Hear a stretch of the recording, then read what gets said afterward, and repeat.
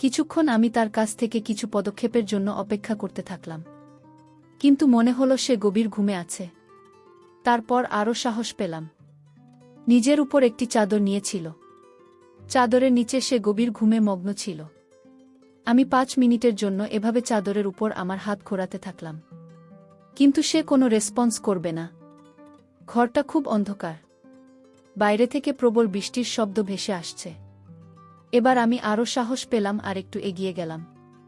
এখন ওর আর আমার দূরত্ব অনেক কমে গেছে, কিন্তু আমি যখন ওর চাদরের মধ্যে হাত রাখলাম তখন সে আমার হাতটা ধরে ফেলে, এবং তারপর এমন একটি জায়গায় রাখো যে আমি নিজেকে আর আটকাতে পারলাম না।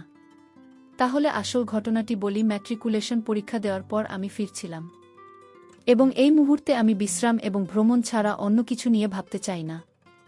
কিন্তু আমাকে ফ্রি দেখে আমার পরিবারের সদস্যরা আমার দ্বারা সব কাজ করিয়ে নেওয়ার কথা মনে করতেন। কখনো সবজি, আবার কখনো দুধ শেষ। কিন্তু আমার পরিকল্পনা মতো কিছু ঘটছিল না। আমি এই অবসর সময়ে কিছু করতে চেয়েছিলাম, এবং এই সমস্ত সময় কাটানো খুব কঠিন মনে হচ্ছে। বন্ধুদের নিয়ে কিছু হুল্লোড়ি অনুষ্ঠান করব ভেবেছিলাম, কিন্তু সবার কিছু না কিছু সমস্যা থাকায় বাধ্য হয়ে তাও হতে পারে। একদিন মা আমাকে মাসির কাছে যেতে বললেন, আমি কিছু জিনিস পাঠাতে চাই। আর যাই হোক, তোর মাসি তোকে অনেকবার আসতে বলেছে, কিন্তু তুই কিছুতেই যাচ্ছিস না। আমার মাসি লগ্নতে থাকত এবং আমি সেখানে যেতে পছন্দ করতাম না, তাই গত 20 বছর তার কাছে যাইনি। হয়তো না বলতাম, কিন্তু তারপর ভাবলাম বাড়িতে না থেকে মাসির বাড়ি যাওয়াই ভালো। সেখানে কিছু হুল্লোড় হবে এবং আমার সময় কেটে যাবে। না হলে আমার সব ছুটি বাড়িতে শুয়েই নষ্ট হয়ে যাবে। দিন পর দিন রওনা দিলাম লখনৌতে মাসির বাড়ি। আমার মাসি আমাকে দেখে খুব খুশি হলেন। মাছের বড় মেয়ের বয়স বছর এবং ছেলের বয়স 10 বছর। তারা দুজনেই স্কুলে গিয়েছিল। মেসো বাড়িতে ছিল না। মেসোকে অন্য শহরে বদলি করা হয়েছে, তাই শুধু শেষ সপ্তাহে একবার আসে। খাওয়া দাওয়া শেষ করে টাইম পাস করার জন্য ছাদে গেলাম। ছাদে একটা বিশাল খোলা জায়গা ছিল, আর একদিকে 2টা রুম ছিল যার মধ্যে একটা দোকান বানানো হয়েছে, আর অন্যটা দেখে মনে হচ্ছে ঘরের অবস্থা যা এটি কখনো কখনো ঘুমানোর জন্য ব্যবহৃত হয়। সেই ঘরের মাঝখানে একটা ছোট খাট বিছানা ছিল, এবং সেই খালের 2 পাশে বিছানা ছিল না। ঘরের একপাশে একটি ছোট চা গাছ ছিল, যার মধ্যে একটা স্টোর রুম বানানো হয়েছে, আর অন্যটা দেখে মনে হচ্ছে ঘরের অবস্থা যা এটি কখনো কখনো ঘুমানোর জন্য ব্যবহৃত হয়। সেই ঘরের মাঝখানে একটা ছোট খাট বিছানা ছিল এবং সেই খালের 2 পাশে বিছানা ছিল। ঘরের এক পাশে একটি ছোট শৌচাগার ছিল, যার অবস্থা বলে যে এটি খুব কমই ব্যবহার করা হয়। আমি ছাদের দেওয়ালে উকি দিয়ে মহল্লার আঁচ নিলাম, কিন্তু আকর্ষণীয় কিছুই দেখতে পেলাম না। আমি নিচে এসে মাসির সাথে কথা বলতে ব্যস্ত হয়ে গেলাম। কিছুক্ষণ পর বাইরের দরজা খুলে স্কুলের সাদা ইউনিফর্ম পরা একটা ফর্সা সুন্দরী মেয়ে ঘরে ঢুকল। তারা সার ভঙ্গি দেখেই বুঝতে পারলাম সে আমার মাসির মেয়ে। অন্য কোথাও দেখলে হয়তো চিনতে পারতাম না, কারণ সে পুরোপুরি বদলে গেছে। সূর্যের আলোর কারণে তার সাদা রং চকচক করছিল।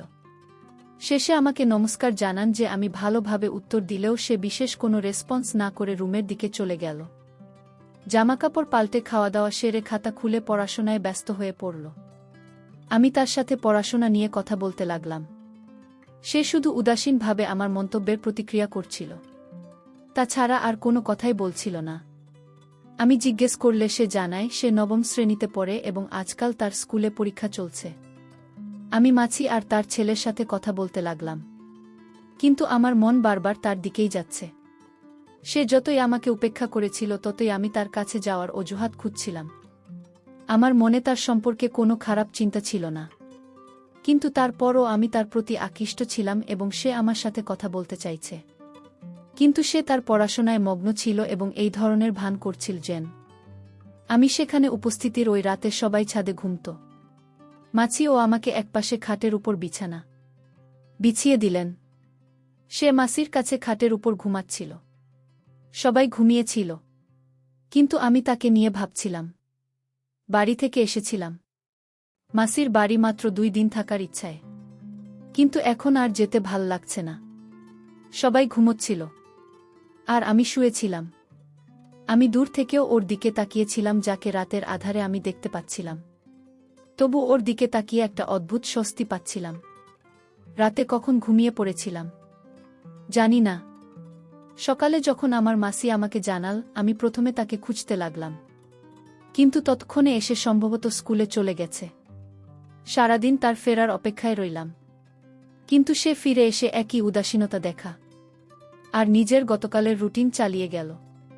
তারপর আমি আমার মাসির ছেলের, যার নাম সানু, তার সাথে বাজারে গেলাম এবং সেখান থেকে আমি তাকে কিছু জিনিস কিনে দিই এবং সেখান থেকেও তার জন্য একটি চকোলেট কিনেছিলাম। বাড়িতে আসার পর আমি তাকে চকলেট দিলাম, কিন্তু সেটা বলে প্রত্যাখ্যান করল যে আমি চকলেট পছন্দ করি না এবং আবার পড়ালেখায় ব্যস্ত হয়ে পড়ল। সে আমার সাথে অপরিচিতের মতো আচরণ করছিল। শানু আমাকে বাইরে ঘুরতে যেতে বলতো, কিন্তু আমি তার থেকে দূরে সরে যেতে চাই না, শুধু সবসময় তার দিকে তাকিয়ে থাকতেই মন চাইত। এই রাতে আমরা সবাই ছাদে ঘুমাচ্ছিলাম। হঠাৎ বৃষ্টি শুরু হলো। মাসি আমাকে বললেন রুমের ভিতরে গিয়ে ঘুমাতে। বিদ্যুৎ না থাকায় ঘরটা খুবই অন্ধকার। আমি আস্তে আস্তে শুয়ে পড়লাম, বিছানার একপাশে, দেওয়ালের কাছে। আমি শুয়ে পড়তে ঘুমিয়ে পড়লাম। কিছুক্ষণ পর বজ্রপাতের শব্দে আমার ঘুম ভেঙে গেল এবং বুঝতে পারলাম আমার সঙ্গে অন্য কেউ শুয়ে আছে। তখনও লাইট আসেনি এবং ঘরটা ভীষণ অন্ধকার। আমার মনে হল শানু নিশ্চয় সে আমার খাটে শুয়ে আছে।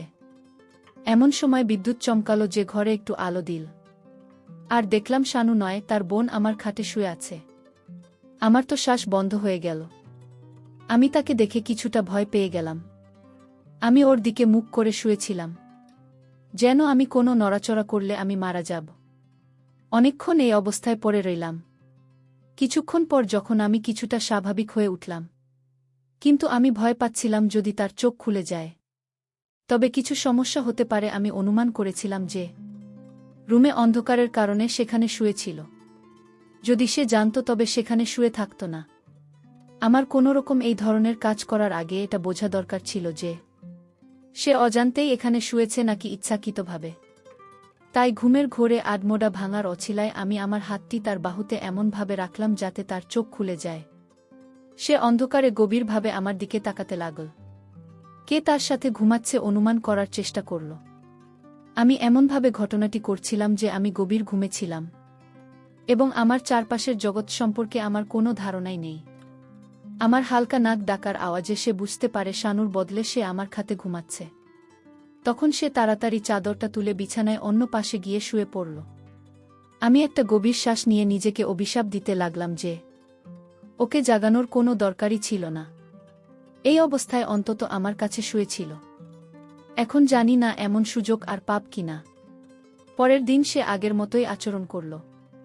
মনে হচ্ছিল না যে সে আগের রাতের জন্য কিছু রিয়াক্ট করেছে। আজ সে আগের চেয়ে অনেক কষ্টে পড়ালেখায় ব্যস্ত ছিল। আমি কিছুটা সাহস সঞ্চয় করে তাকে সমস্যার কারণ জিজ্ঞেস করলে মাসি আমাকে বললেন যে গতকাল তার ম্যাক পেপার আছে আর সেই ম্যাচে খুবই দুর্বল। আমি বললাম আছি, চিন্তা করবেন না, আমি তার প্রস্তুতি করিয়ে দেব। এ কথা শুনে তিনি কিছুটা স্বস্তি বোধ করলেন। আমি গভীর রাত পর্যন্ত তার সাথে বসে তাকে গণিতের জন্য প্রস্তুত করি। যখন পরের দিন সে পেপার দেওয়ার পর এল, তখন তাকে খুব খুশি দেখাচ্ছিল। আমি জিজ্ঞেস করলে সে বলল পরীক্ষা খুব ভালো হয়েছে এবং আজ আমার একদম শেষ। তারপর সে আমার সাথে হাত মিলিয়ে আমাকে ধন্যবাদ দিল যে তোমার কারণে আমার পরীক্ষা ভালো হয়েছে। এরপরে আমি তার সম্পূর্ণ ভিন্ন একটি রূপ দেখতে পেলাম।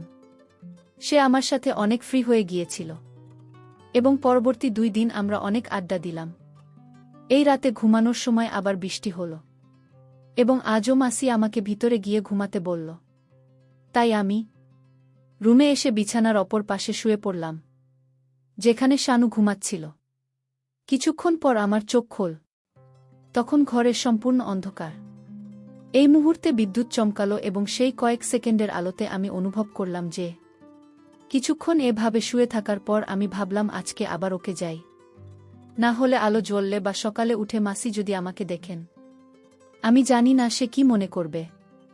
তারপর আমি আমার হাত দিয়ে তার বাহুতে আঘাত করলাম যেন আমি ঘুমের মধ্যে মেরে দিয়েছি। সে উঠে বসল এবং খুব মনোযোগ দিয়ে আমার দিকে তাকাল এবং তারপর আবার সেখানে শুয়ে পড়ল। কিন্তু আমি তখন শুয়েছিলাম এবং ঘুমের মতো অভিনয় করতে থাকলাম। আমি দেওয়ালের দিকে ছিলাম আসে বিছানায়। আমাদের মধ্যে দূরত্ব খুব কম ছিল, কিন্তু এখন কি করব বুঝতে পারছিলাম না। আমি উঠে অন্যদিকে ঘুমানোর কথা ভাবলাম, কিন্তু তারপর আমি 10 থেকে 15 মিনিটের জন্য সেখানেই শুয়ে থাকলাম। রাখতে আমি বুঝতে পারলাম না আমার কিছু হতে লাগল। কিছুক্ষণ তার কাছ থেকে কিছু আচরণের অপেক্ষায় রইলাম, কিন্তু মনে হলো সে গভীর ঘুমে আচ্ছন্ন। তখন আমি আরও সাহস পেয়ে গেলাম। সে নিজের গায়ে চাদর দিয়েছিল। আমি চাদরে হাত রাখছিলাম, কিন্তু সে সাড়া দেয়নি। ঘরটা খুব অন্ধকার আর বাইরে থেকে প্রবল বৃষ্টির শব্দ ভেসে আসছে। এবার আমি কিছুটা সাহস পেয়ে আরেকটু এগিয়ে গেলাম। এখন ওর আর আমার দূরত্ব অনেক কমে গেছে, কিন্তু আমি ওর চাদরে হাত দেওয়ার সাথে সাথে সে আমার হাতটা ধরে ফেলে।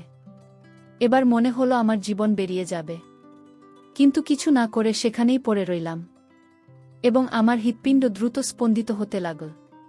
কিন্তু আমি এখনো কোনো আচরণ করিনি। তারপর সে আমার কাছাকাছি এসে আমার কানে মৃদুস্বরে ফিসফিস করে বলতে লাগল, আমি পাশে স্টোর রুমে যাচ্ছি, কিছুক্ষণ পর ওখানে এসো। এই বলে মেয়েটা পিছন ফিরে বসে চারপাশের খোঁজ নিতে লাগল। তারপর উঠে রুম থেকে বেরিয়ে গেল। তার কাছ থেকে এই কথা শোনার পর আমার তো হুঁশ উঠে গেল। আর আমি ভাবতে লাগলাম যে মেয়েটি আমার সাথে কথা বলে না, সে রাতের এই সময়ে তার সাথে একা দেখা করতে বলেছে। আচ্ছা, আলো তখনও জ্বলেনি আর মাসি নাক ডেকে ঘুমাচ্ছিলেন। তারপর উঠে রুম থেকে বেরিয়ে এলাম, কিন্তু অন্ধকারের কারণে কিছুই দেখতে পেলাম না। আমি হাতে হাতে স্টোর রুমের দিকে হাঁটা শুরু করলাম। আমি যখন স্টোর রুমে গেলাম, সে দরজায় দাঁড়িয়ে আমার জন্য অধীর আগ্রহে অপেক্ষা করছিল। তারপর সে আমাকে ভিতরে বিছানার দিকে নিয়ে গেল, কিন্তু দুর্ভাগ্যবশত আমি তার সাথে 5 মিনিটের বেশি থাকতে পারিনি এবং আমি গোপনে এসে শানুর খাটে শুয়ে পড়লাম এবং সেও তার জায়গায় এসে শুয়ে পড়ল। এসব আগামী 20 দিন ধরে চলে। কিন্তু যখন আমি আমার বাড়ির উদ্দেশ্যে রওনা হতে লাগলাম, তখন তার চোখে জল ছিল। আমি তার কাছে এসে বললাম, ভেবো না আমি তোমার সাথে টাইম পাস করেছি। আমি তোমার প্রেমে পড়ে গেছি, আর বাড়িতে পৌঁছে মাকে তোমার বাড়িতে সম্বন্ধ নিয়ে পাঠাবো। এই কথা শুনে সে লজ্জায় চোখ নিচু করে নিল। আমি ওর চোখের জল মুছে দিলাম এবং আমার বাড়িতে পৌঁছে আমার বাবা মাকে ওদের বাড়ি পাঠিয়ে দিলাম। সম্বন্ধের জন্য আমার বাবা মায়েরও কোনো আপত্তি ছিল না। তারপর আমার মাসি ও রাজি হয়ে গেলেন আর এভাবে আমাদের বিয়ে হয়ে গেল। গল্পটি সমাপ্ত হল। বন্ধুরা, গল্পটি আপনাদের কেমন লাগল অবশ্যই কমেন্টের মাধ্যমে জানাবেন। আমি আপনাদের সকলের কমেন্টের উত্তর দেওয়ার চেষ্টা করব।